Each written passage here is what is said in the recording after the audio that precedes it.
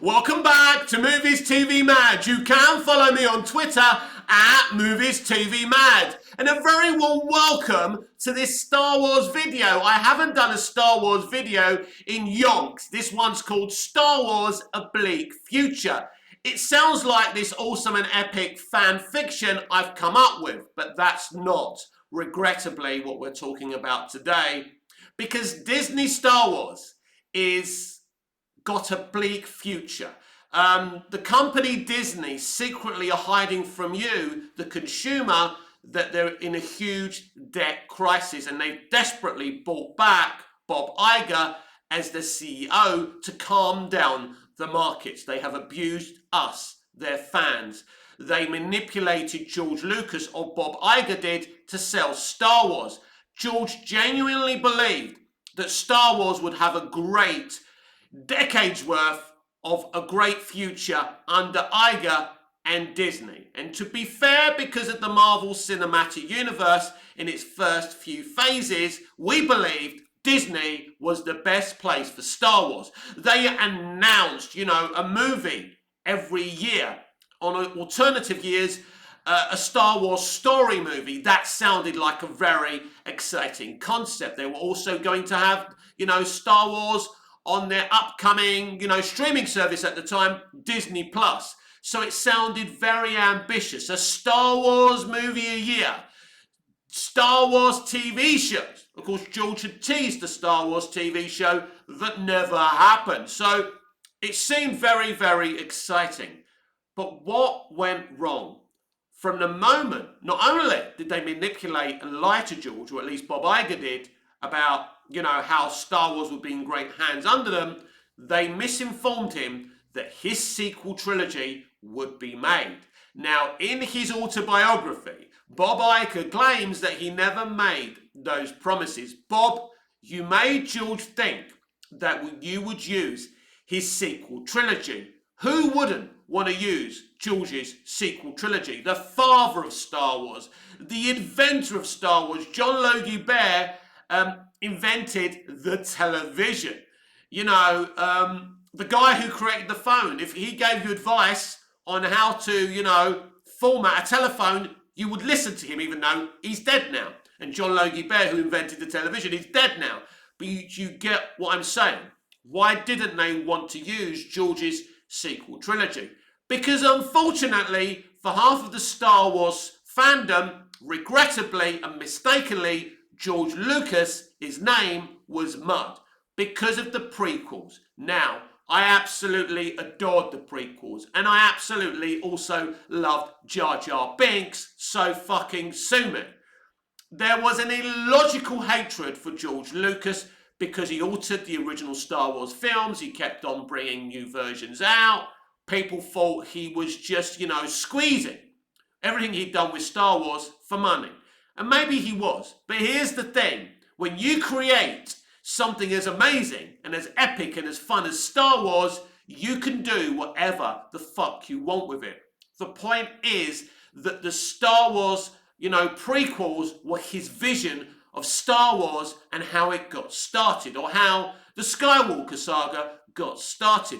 He was telling a very, very intelligent story of how someone can manipulate democracy and bring the fall of democracy. And it works so well within that trilogy. Palpatine's plan is manipulative and it works. It's very, very similar to how the right wing in the UK manipulated voters to vote for Brexit. And now they've realised Brexit is actually impossible to format, as we found out with the latest Northern Ireland deal. So what Lucas was doing with the prequels was very, very, perceptive and groundbreaking, and has actually predated and predicted future real events as well. But people hated him for it. They hated him for the overuse of CGI. I love the pod race. The pod race is one of my favourite things in Star Wars history. He created a wonderful 6 movies. I love all the movies. But there's some mistaken Star Wars fans that actually hate Return of the Jedi and hate the Ewoks. I mean, this is the fucking problem. And this is why when some of them, now I think the people who hated the prequels actually hate the Disney Star Wars sequel trilogy. But here's the thing, I don't disagree with you about the hate for the sequel trilogy. I think The Force Awakens is a solid entry point for Disney Star Wars. I don't think it's crap, and I don't think Daisy Ridley's Rey being the principal lead character, their version of New Age Luke Skywalker, is woke. I don't. I think in the first film, I thought her and Finn had this great connection. I thought, you know, her and John Boyega, who actually follows me on Twitter, by the way, and I'm very proud of that. I don't know why, but he does. But I thought they had great chemistry in that movie. Now, then they bring in Rian Johnson. For some unknown reason, J.J. Abrams doesn't want to direct The Last Jedi, which is a mistake. He set up all these things. I don't think he really knew what he was going to do next, but he set up these amazing things.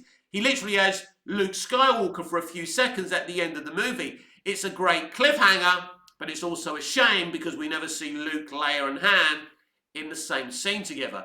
And that, my friends, is a huge tragedy and a huge mistake. But anyway, you know, they didn't know that Carrie Fisher was going to die. So, you know, to be fair to them, right? But what you don't do is set up something like what JJ was doing, then bringing in another director and let him do whatever the fuck he wants with the sequel, and literally burns down what the original writer-director was doing with the first film. As I've said many times, I'm not going to sit here and shit on Rian Johnson. I don't care about the political stances he made in The Last Jedi. I care that The Last Jedi may look like a Star Wars movie and it looks great, but it's an underwhelming, boring Star Wars movie. It's an underwhelming, boring film even as a blockbuster, and that's my issue with The Last Jedi.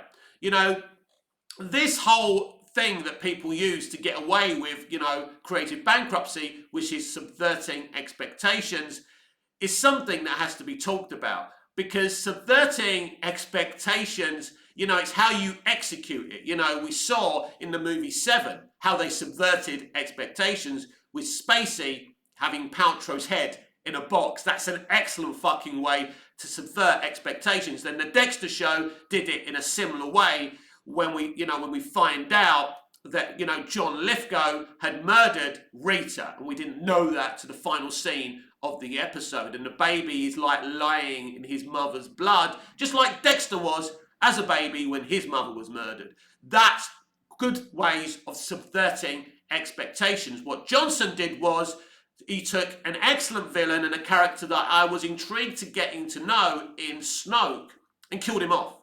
That's his way of subverting expectations. But that was underwhelming because you left us with a villain, right? And it's very, very, very, very sad because, you know, you've got Kylo Ren, you know, is played by a really brilliant young actor, an actor that was too good to be involved with Disney Star Wars as far as I'm concerned. But he wasn't a very interesting character. He was well played, but he wasn't well written. So you kill off Snoke, that's got the potential to be a great villain. You know, they could have had him being a brother or an ancestor of Palpatine looking for revenge on the Skywalkers. That would have been a huge, great storyline that made more sense than, oh, he's just one of many, you know, clones of Palpatine. And then let's not even go to the situation where they brought back Palpatine and robbed Darth Vader of his moment in the Return of the Jedi. You know, they were desperate. They didn't know what to do, and have Palpatine being, you know, being a relation of Rey. What a clusterfuck. I mean, it's ridiculous. You can have Rey being related to a villain. Maybe she could have been related to Snoke or something, and that would have been interesting, but they didn't build that situation up. Abrams just threw it in there because he didn't know what to do. So killing off Snoke was one of the things I really didn't like about The Last Jedi. I liked Snoke. He was interesting. He was well played. I wanted him to be part of the entire trilogy, but they cheapened him by just saying, oh, we're subverting expectations. We killed him. You didn't expect that. Aren't we clever? No. having somebody's head in a box that you don't know is going to be in there, having the hero's wife being murdered, knowing that hero doesn't get that happy ending by the end of the film, that's brilliant. Basically killing off an interesting, intriguing villain and robbing us of that villain isn't a great way of subverting expectations. You know, I speak about this with Zack Snyder. I like the way Zack Snyder subverts expectations. He's always been consistent and a big fan of subversion in DC Comics like Watchmen. So that's a different conversation. But as much as BVS hurt the DCEU because people didn't like BVS, I did. The Last Jedi hurt that Star Wars sequel trilogy. But the difference between BVS and The Last Jedi is that I believe The Last Jedi's, principles weren't pure. I think Zack Snyder was just trying to tell his story and doing it in a great and epic way. So The Last Jedi destroyed everything. Now, it made $1 billion. It made a little bit more money than Batman versus Superman. So they had that $1 billion to throw at you. It certainly didn't make the 2.5 billion that The Force Awakens made. The Force Awakens made a lot of money because we hadn't had a Star Wars movie for many years and people were genuinely excited. And at the time trusted J.J. Abrams, even though a lot of people, Star Trek fans, were upset with J.J. over Star Wars Into Darkness. I've spoken about Into Darkness before. I'm not a big Trekkie, but I'm an admirer of the Star Trek universe. And I think that Star Trek Into Darkness is a very good movie. It's just not really a great Star Trek movie in terms of why Star Trek was created. It's a very dark look at the Star Trek universe, but I like it as a film. So I still had a lot of trust in J.J. Abrams. I mean, I was a fan of J.J. back in the Alias days, the Lost days, the Fringe days. The man is a creative genius when he focuses on the right things and isn't trying to be a businessman and having his fingers on lots of different pies, but he's really hurt his reputation now. And, he's been involved with the Star Wars, with Star Trek, his people have been involved with the Star Trek Star Trek Discovery and things like that.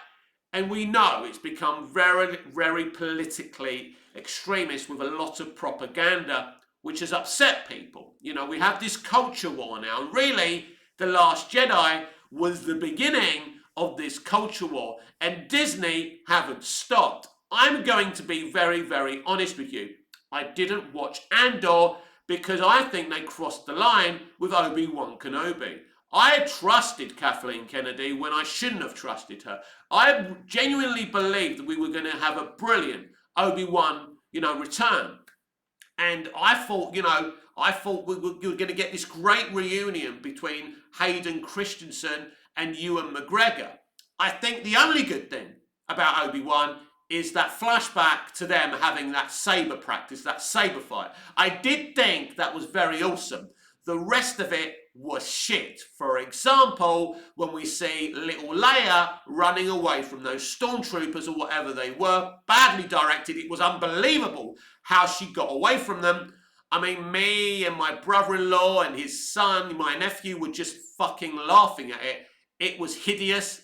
It was ridiculous. The whole thing was written badly. It was a bait and switch, but they crossed the line when they spread fake propaganda about fans being racist online. You crossed the line and I couldn't support you anymore. But I'm a little bit of a hypocrite because I still love The Mandalorian. I do love what Favreau and Filoni are doing with Star Wars. I still don't think it's peak Star Wars, but it's okay and it's a lot better, than what Kennedy's doing on her side of things. So I love The Mandalorian. I enjoy The Mandalorian. I like the animated stuff that Filoni's doing as well. I'm not going to be watching Skeleton Crew. I will not be watching Andor Season 2 because I haven't seen Andor Season 1. And also, there's these divisive conversations we're having over, like The Mandalorian Season 3 and Andor, where you've got these people trying to put the two series against each other. And we all know why. Because non-Star Wars fans love Andor. They're the ones who are enjoying Andor. because it isn't real Star Wars. It doesn't feel like Star Wars. It's gritty, it's dark, it's Christopher Nolan type. That isn't what Star Wars is. But when you watch The Mandalorian, you see the creatures, you hear that classic-y kind of John Williams type of music, even though it's not John doing the music. I'm fully aware of that. It just feels, The Mandalorian feels like Star Wars because Favreau and Filoni love George Lucas's Star Wars. George has been on the set multiple times of different seasons of The Mandalorian. I thought Boba Fett was a great attempt. I think Boba Fett wasn't great and I found it a little bit dull because Boba Fett isn't an interesting character. I always said he's like a secondary character that you have turn up on somebody else's show or somebody else's movie or just generally a Star Wars movie. He isn't a character you can do a series on. That's why they introduced The Mandalorian late on to try and bring interest to it. They realised they should never have done a Boba Fett series. I love the actor who plays Boba Fett. I think he's great. I don't think it's a total waste of time. So I do love what Filoni and Favreau are doing, and I will support that side of Disney's Star Wars until it gets really bad. But I do love Ahsoka as well. I loved her in the Clone Wars animation. Filoni did a great job with her, and I expect that series to be absolutely fantastic. And a lot of what I would say genuine Star Wars fans are excited about the Favreau and Filoni side of Disney's Star Wars. Some people feel like if we support any of it, we're giving them money, and it means they keep Star Wars for a lot longer. Now, what is the future to Star Wars? Well, Bob Iger has come back desperately to save Disney, and believe you me, you don't understand the financial trouble Disney are at right now. They've lost millions and millions of subscribers for Disney Plus. This is what happens when you don't make your own shit and you buy other people's IPs and you fucking ruin them because you're an extremist, you're an extreme left, you want to forward, third wave feminism, and you want to upset different races and things like that, and you want to pretend you're being inclusive and representative, but that's not really what you're doing. You're not doing that genuinely, and this is what's happening within the industry. They're all losing money. They're all, that Western entertainment, English-speaking entertainment is generally in a lot of trouble because they abused you and they abused me. Basically, the straight white guy. They don't like us. They don't want us as fans. They don't want our money. They want us to be replaced by, minority audiences. But at the end of the day, we're the ones who buy the merch. Now, at the end of the day, I want everyone enjoying entertainment. I do want to see Mexican and Asian characters and black characters, standing there with white characters. But what we're seeing right now in the industry is basically they want to delete the straight white male. It's insanity, it's extremist, it's propaganda, it's horrible. And Disney really are one of the few companies still forwarding this narrative. Now, the other companies are starting to realize, shit, the game is over. We can't win this game. We can't continue to make money from this game. We need to go back to bringing talented people on board to make great entertainment. And if we want to have commentary, it can't be commentary that bashes people over their head. So, Bob Iger apparently has finally shelved Patty Jenkins' Star Wars movie. But surprisingly and shockingly, because he was a defender of Kevin Feige when he was under pressure in the early days of Marvel, when Marvel wasn't doing so well, he shelved Kevin Feige's Star Wars movie. I agree with both of these decisions because Patty Jenkins isn't a blockbuster director. She's an indie director. She fucked up Wonder Woman 84. The first Wonder Woman is an excellent movie because it's secretly Zack Snyder's movie, a name where her name is plastered as director, but literally that is Zack Snyder's movie, and you can tell the difference between the first Wonder Woman and Wonder Woman 84. Wonder Woman 84 is a terrible, terrible shit. Look, a shit way of doing Wonder Woman, and the first movie is excellent. So the person who made the first movie couldn't have been the person who made the terrible, underwhelming Wonder Woman 84. And I think if you go back and you split the screen and have the first Wonder Woman there and Wonder Woman 84 there, you can tell that when Wonder Woman is literally, when she's walking out and they're all shooting at her, you can tell that's Zack Snyder's choreography in the way he lights and shoots beautiful, his beautiful movies with his beautiful cinematography. And you can tell that, I'm talking about the No Man's Land scene, one of the most epic moments in cinema history. That's Zack Snyder. Then you go to the open road sequence in Wonder Woman 84. You see horrible CGI because Jenkins sacked, Zack Snyder's VFX team, one of the best VFX teams in the industry. By the way, Andy Muschietti insisted on Zack's VFX team for the Flash movie, which is excellent, a huge decision because Andy Muschietti is a real one and Patty Jenkins isn't.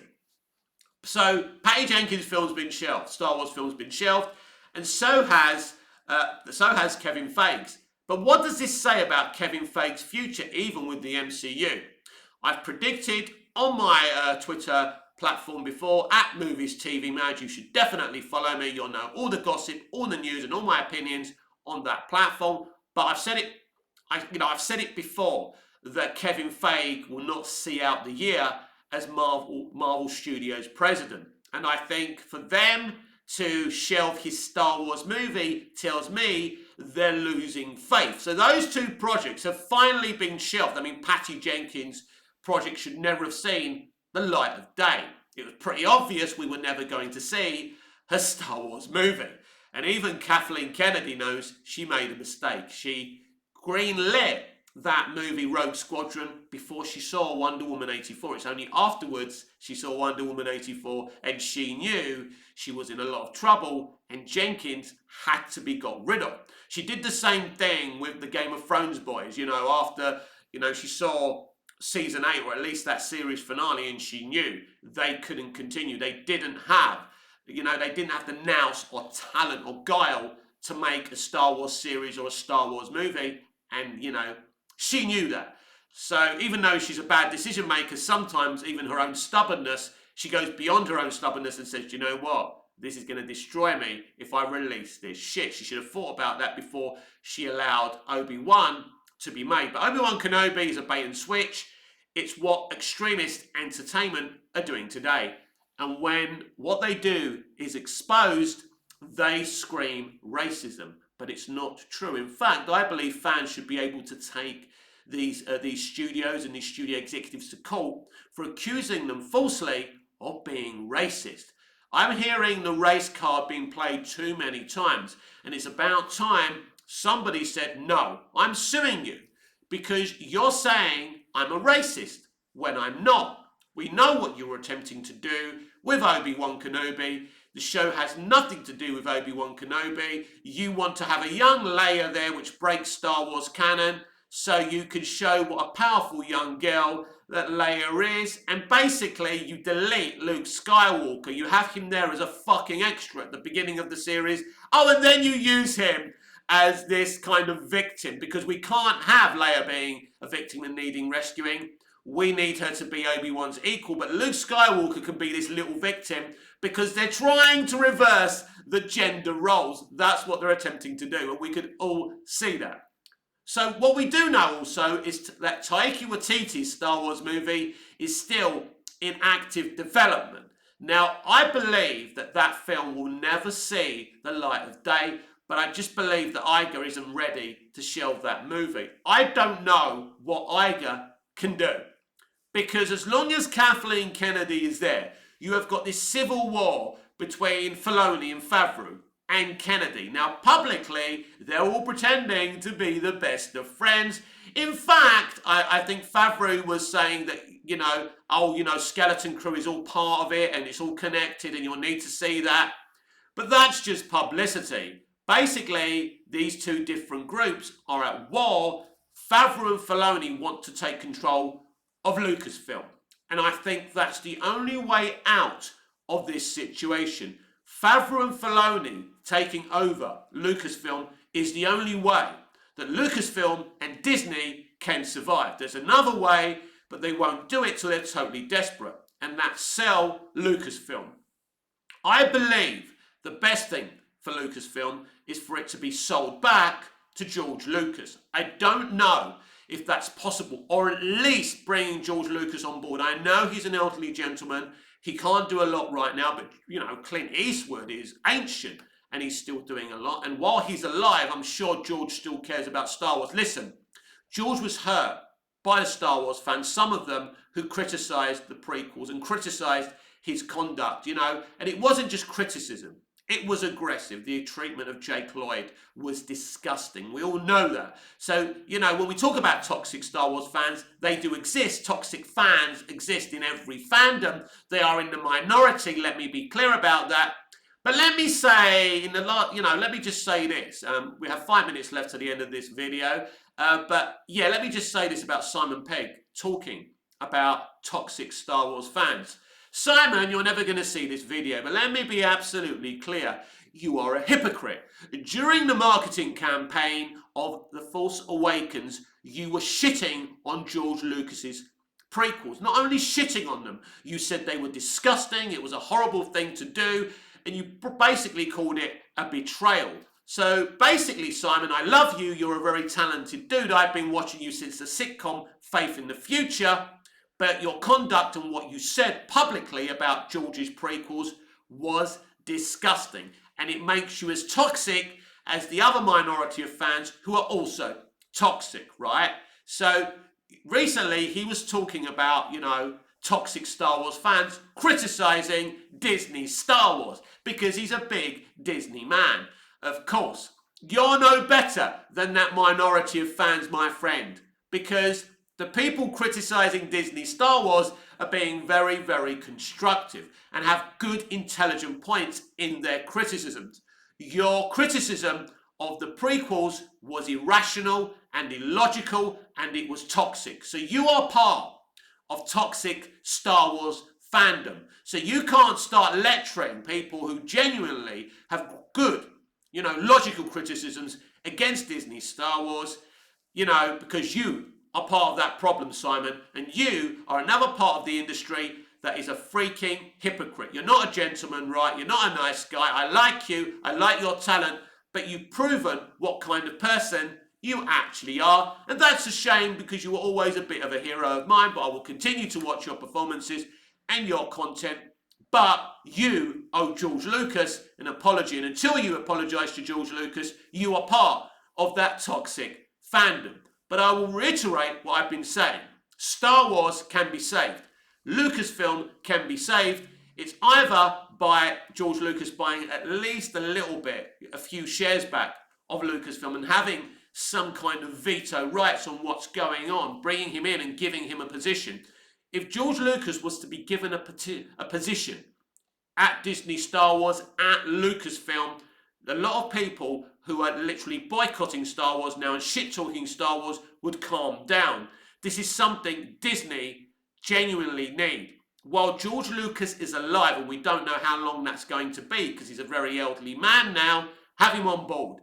It's very, very important. Get him back. One thing the MCU, Marvel Studios, did very well was having the involvement of Stan Lee and the support of Stan Lee. Now, of course, Stan wouldn't have it any other way, because if Stan's not supporting it, that franchise would never have been successful. And that's one of the reasons Lucasfilm is struggling. That Disney Star Wars is struggling. So we need Favreau and Filoni to take over 100% of running Lucasfilm, and Kathleen Kennedy must have a reduced role. Make any excuse you want. This is about the future of Star Wars.